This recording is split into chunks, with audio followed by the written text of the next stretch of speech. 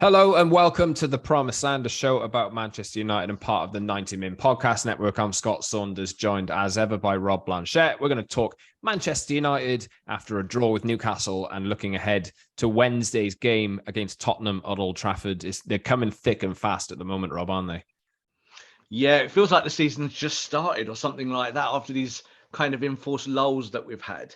There's now a lot of football to talk about, and it feels like it's now going to be 2 games a week all the way up to Christmas. Yes, indeed. Tiresome, some may argue, if you analyse Man United's performance and think of that one going forward. We'll talk about Newcastle. We'll talk about the Spurs game.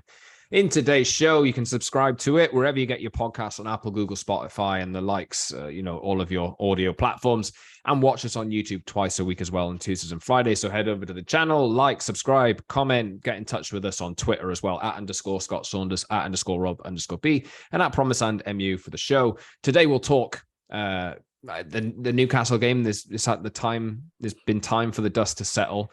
We'll look back at it. We'll look at what was wrong with it. We'll talk a bit of VAR, even though it's been done to death and everybody loves to do it, but it is such a point of contention. We have to touch on it. We'll talk absent players at the moment and the significance of them. Christian Eriksen, Anthony Martial. We'll talk about those. And we'll look ahead to the Spurs game as well. Because of the 3 games that United have, Newcastle, Spurs, and Chelsea away on Saturday as well, that really was the game that you'd think United should be winning. Probably the easiest game of the 3, and they didn't win it. So, Rob, you were there. How did it go? Not great, Scott. So I think after us saying that we felt quite calm about everything and how things were building, I think it was pretty clear to see that when you take 1 or 2 important players out of this starting 11 that have been mainstays this campaign since Ten Hag came to the football club, that Man United are not just maybe 5-10% off, but maybe more like 40 or 50% behind where you would like them to be. So Christian Eriksen being sick and out of the team severely damaged United's ability to do things on the football pitch. It was quite clear. And I think, again, the more Anthony Martial is out or injured or has knocks and doesn't start games, you can see that forward line just does not work for whatever reason. Very, very difficult to create chances, very difficult to get shots on target. Really, really tough to exploit any channels on the break or in quick transitions. So I think it's a tough one for Ten Hag. There wasn't a lot he could do on the day. I think his bench was quite weak, and that was just down noticeably very weak. Yeah, I think there's on one hand it's looking with one eye to the future because there's lots of games coming up, but I do think obviously there were injuries and sickness in the camp, so that might explain 1 or 2 of those things. But you could see that when things were not going right in the second half, he had Rashford and nothing else. That was really it. So you were only going to get 1 substitution, and that's exactly how it panned out. Of course, he didn't have the game changer that is Scott McTominay on the bench because he was suspended because of accumulation of yellow cards, although he is back for the Spurs game, I do believe. And looking at how the midfield performed the other day, especially if Christian Eriksen is not in there, you'd think he might come into the starting 11. But like we said, you touched on Eriksen there, Rob. I mean, we knew, and we've said this on this show, and I've tweeted it, I'm sure you've tweeted it as well, that United don't have another midfielder like Christian Eriksen. So when he's not there, this is why I was like, you talk about his name, Frankie de Jong, over and over again. Somebody with a bit of quality on the ball. Bruno Fernandes doesn't really have that. Casemiro is a different profile of player. McTominay and Fred, everybody knows kind of what qualities they have or lack thereof in some people's eyes. But Christian Eriksen is just proven in the first few weeks of the season that he is a player that is unique to Man United. And if they lose him for whatever reason, if there's an injury spell that he has, or if he's ill, like it was this time around, they look infinitely worse. They do. And I think once you take that level of intelligence out of your general play, it's almost impossible to recapture it. It's kind of tough telling this team, go and do everything you do with Eriksen at the heart of it, or go and do the things that you should do with Martial at the top end of the pitch, and then expect to see the same things. I just don't think you can expect it. And that was the fear, I think, when we saw the team sheet at Old Trafford for the Newcastle game. Kind of looked at it, and a few of us were talking. We were like, United look a little bit thin here in terms of the things they're good at. You know, it feels like they'll be inhibited. And that's kind of exactly how the game played out. I wasn't surprised to see Ronaldo start again. But I think if you're starting Ronaldo 3, 4, 5 concurrent games for whatever reason, injuries, form, whatnot, you are going to get diminishing returns. And that's exactly how it worked out. Now, Rashford's was sick as well. We believe the same kind of illness to what Eriksen had, and that's going around in the camp. So fingers crossed it doesn't affect anyone else, because it does tend to go around like wildfire at Carrington. But you could totally see that when Eriksen isn't there in the number 6 position to put the ball on deck and just play a progressive pass or just do a progressive carry to bring the ball out, when that's gone, United are in trouble. Fred was on the day horrific completely in everything he did. You know, his passing isn't there, coverage is poor, work rate is up and down. As a number 8, doesn't really do number 8 things and doesn't blend well with Casemiro. I think that's an issue. But you need to get Eriksen and Martial back in this team as quick as possible if you want to go and win football matches. Let's talk about Fred, because I think we touched on him the other week that he's out of contract next summer. And the club do have an option on him. He's playing that bad at the moment. I'm thinking they might let him go for free. I think it's always one of these difficult ones. The reason why United put options in is to protect their assets. So it's a bit like the Jesse Lingard situation. Assets, yeah. So this is how the board view footballers, isn't it? They are assets to them. They are worth money. You know, it's like having a property portfolio. You know, they're buildings, and this is what you have with your footballers. Now, we want our footballers, don't we, to play well and help the team. That's what we always say. But I think when you look at Fred, you know, they'll keep hold of Fred because I think in terms of having him in the squad, he's a useful squad player. But then there comes a time, Scott, when you've actually got to play him. And I think this is the issue. When last year he used to get derided in the double pivot with his partner there, McFred, and they'd play together. At least they were doing that function. And it was simple, running around, stopping the ball, moving it on, all of that. Now you want him to do something a little bit more expansive as a number 8. You know, you only saw that shot in the last minute where he's only got to slide it away and United win the game 1-0. He's just not up to it. It's not good enough. And that is, I think, how we look at a few of these players. You can even take a Donny van der Beek and say, yeah, all right, decent at some things, but maybe not good enough for Man United. So I think for Fred, the jury's out. He's another player that could come good. We'd know this. We've seen it in the past where he's not played well and then suddenly found form. But I think him and Casemiro, it's a bit of a red herring because these two being Brazilians and playing for Brazil together doesn't mean it will work in the Premier League. And it certainly didn't work against Newcastle. Well, when they play for Brazil, they'll have Neymar ahead of them.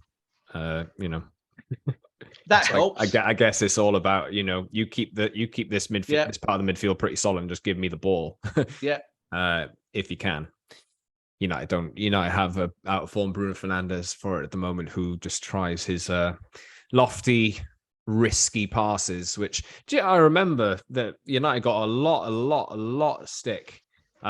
For when they did the summer that they didn't sign him, I think. And there was a reason, like it came out just afterwards, that United scouts looked at him and his passing completion as a massive red flag. we talked to scouts at that time about it because we were all questioning why has this not happened.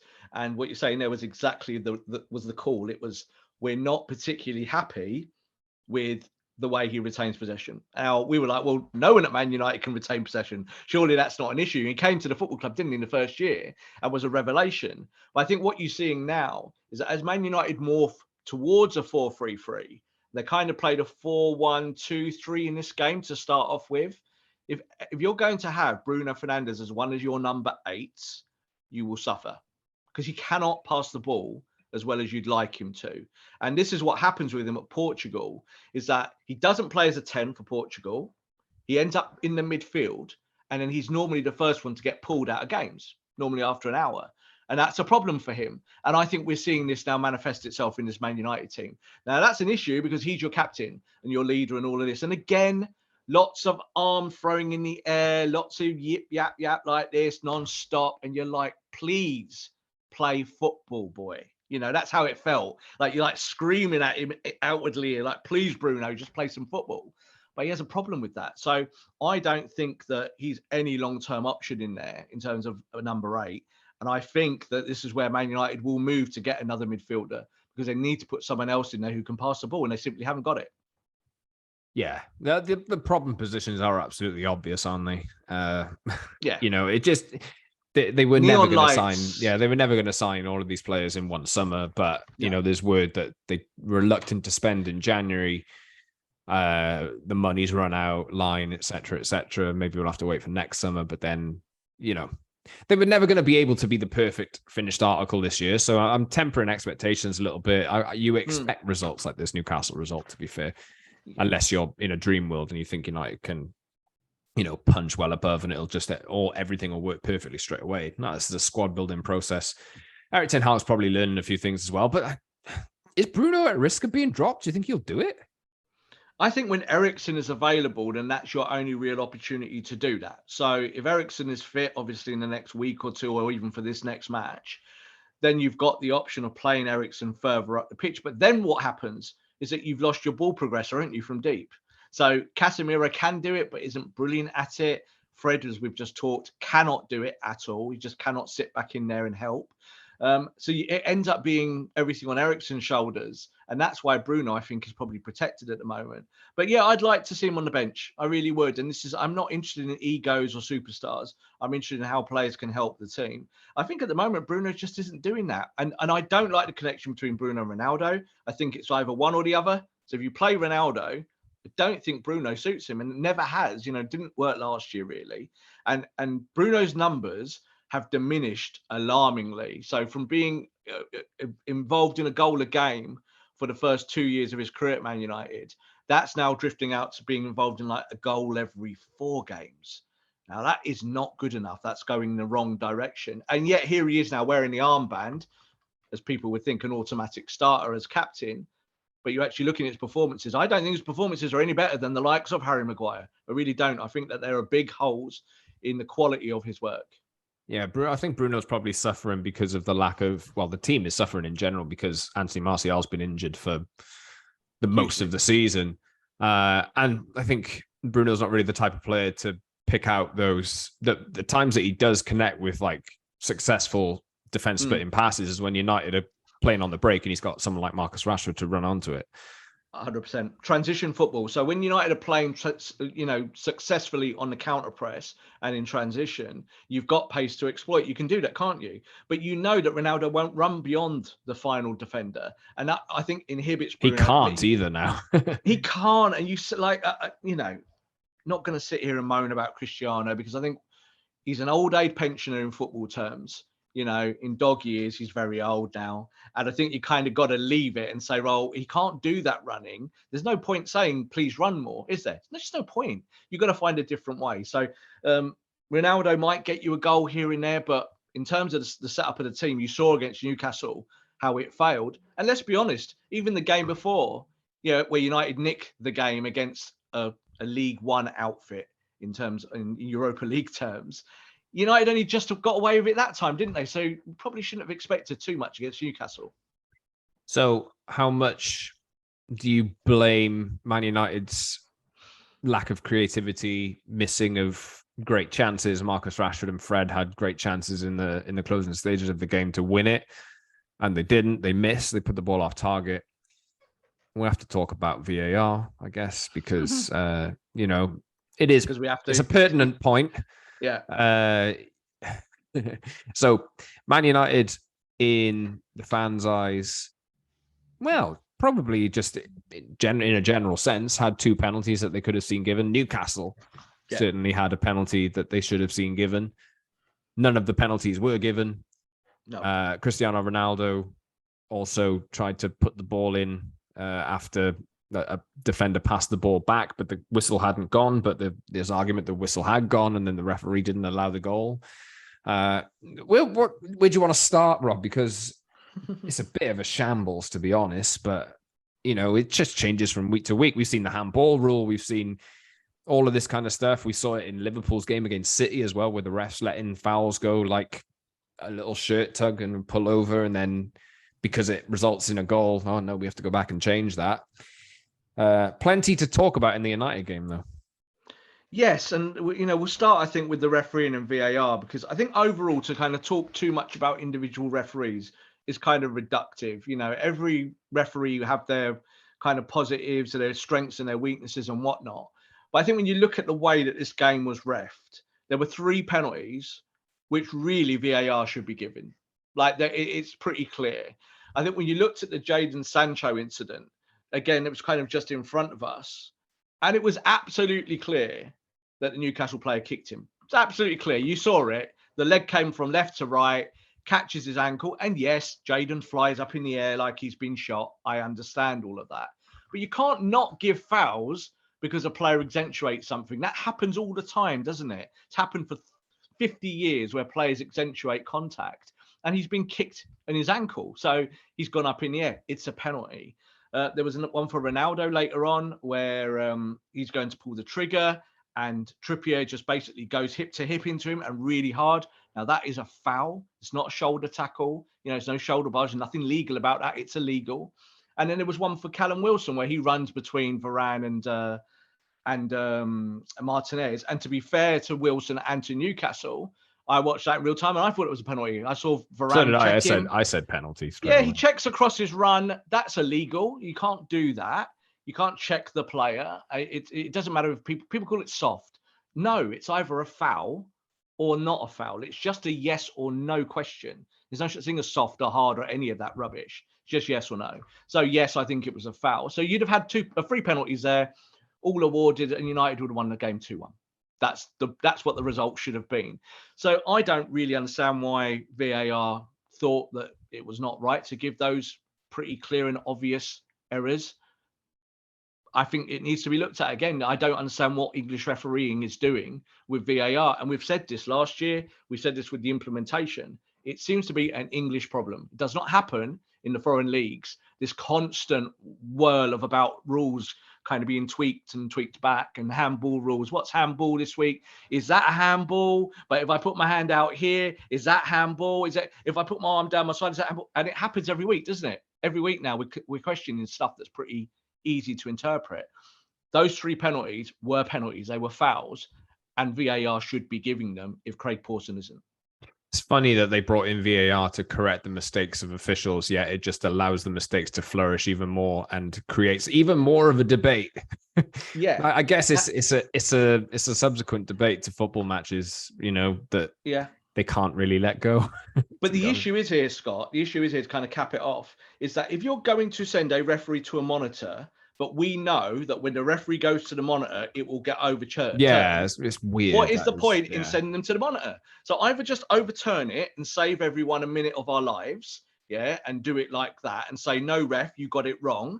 And the ref goes, well, you're a referee too. I'll trust it because you've got a screen and I haven't.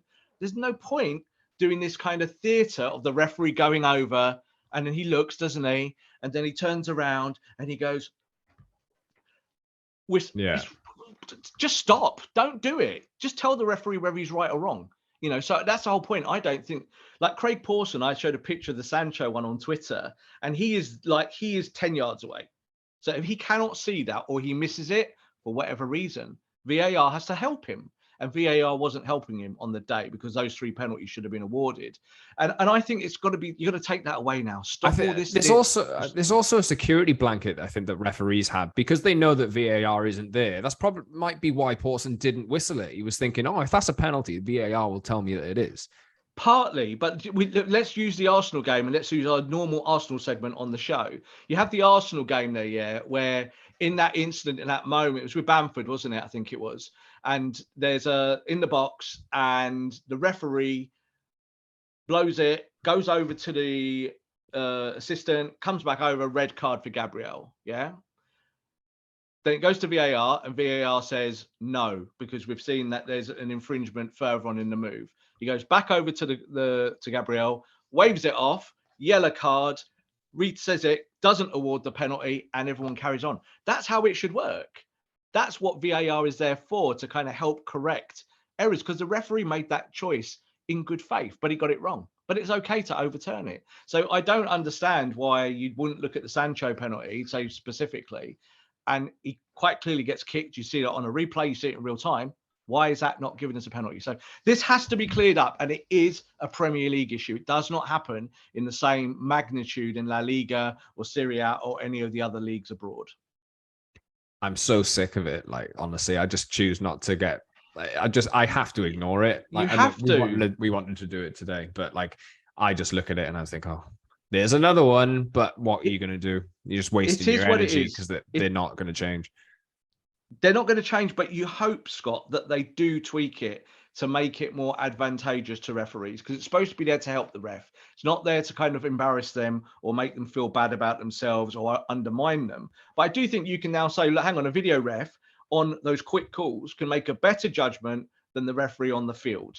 So the referee on the field can do everything else, but those big calls have got to come from VAR, and VAR has to be braver and say, actually, you got that wrong. That is a penalty, but you thought it wasn't, but we can see contact. And that's how it works in every other sport, Scott. So how it works in rugby, the referee says to their version of VAR, tell me what you see. And he says, oh, I saw that, the ball wasn't grounded, so it's not a try. That's okay, because the referee might have given that as a try because he's seen an action that looks like a grounding. So it does work, but only if you've got the faculties to actually make it work. And I think English football has a kind of weird egotistical problem with VAR. Hopefully there'll be no VAR needed in Man United's game against Spurs at Old Trafford on Wednesday. Like we said earlier, there's a potential, well, there's still doubt over Christian Eriksen's fitness and Anthony Martial's fitness or readiness to play, because I believe that Martial's got an injury and Eriksen has been ill. You mentioned Marcus Rashford's been suffering a little bit as well. Yeah. This is a difficult game. I know Spurs have lost Richarlison, but they do have Kulusevski, who's not confirmed to be fit yet, but he's kind of in the same boat as the two players I just mentioned on United's side. Difficult game, this one. Spurs are not going to come in and give too much away, and the way that United are creating at the moment against teams that sit in, difficult one. And I think kind of the paradox also here is that Man United might play better against Spurs because it's Spurs.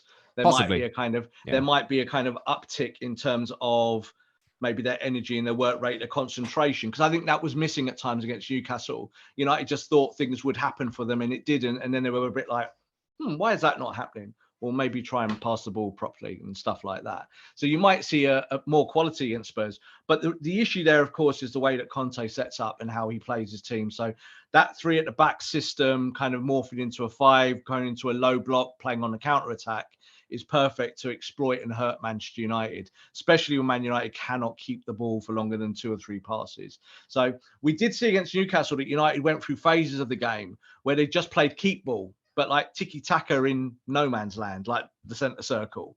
Now, that was obviously an instruction to maybe help try and get Newcastle to come out so you could exploit them behind. But Newcastle were like, no, we're not doing that. We'll take a point if we have to.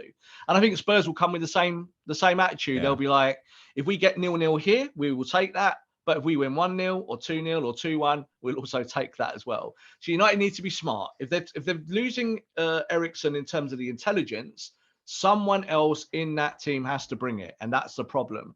And that's where Bruno Fernandes either has to step up to the plate or get out firing line, because this is the problem. You need him to be a better version of himself. And I'm going to keep putting pressure on him this year because people want to kill Marcus Rashford every week. Marcus Rashford misses chances. Someone told me the other at the game, they said Rashford is really out of form this season. And I said, well, Rashford's the reigning Premier League Player of the Month. So what do you mean? That cannot be true. But yet people like Bruno, it really does. Bruno and Ronaldo, they escape this criticism because of their standing in the fan base. So I think we need to put more pressure on these guys if they're the leaders of the football team. And I'll be interested to see what he does. I think Rashford, if he's fit, will play as the number 9 if you find that Martial isn't fit enough. And I don't know how you start Ronaldo in the current climate of how you're going to play football. It becomes more difficult because surely he must be getting tired now after 4 straight games, kind of playing almost 90 or 70 minutes the other day, but playing full football matches. His body is going to start giving out. Look back to this fixture last season when Ronaldo scored a hat-trick against Tottenham. Yeah. I think he might stick with Ronaldo personally. Maybe change it up on the wings, but we'll see. I mean, I look at the Chelsea game. I think maybe that's not a game for Ronaldo, in my opinion. I don't think so. Maybe he plays this one and drops him for the next. I don't know. We'll see what he manages to do. We'll see what happens with fitness. If Martial's fit, I think he starts both games. But it's a. If Martial's fit for the rest of the season, Martial starts every game. Yeah, because you cannot do anything in that front line without someone that links with those number 8s when they're running on. And that was the issue against Newcastle. So every time Ronaldo was involved in play moving forward, anything progressive, United lost the ball pretty much every time. So that's a big problem, especially against Tottenham, where you're going to have a wall of people in front of you. You need to play quick, incisive football in and around there, or get around the back, bring them out a little bit and use someone's pace like Rashford. So there's lots of questions there, I think, for Ten Hag to answer. But it wouldn't surprise me if Ronaldo starts. But I do think that you're getting diminishing returns from a guy who's quite old and I think, suffers in those circumstances. Yeah, we'll see what Erik Ten Hag chooses. We'll see how that game pans out. I'm expecting a draw, to be honest. At best, well, it could go either way, couldn't it?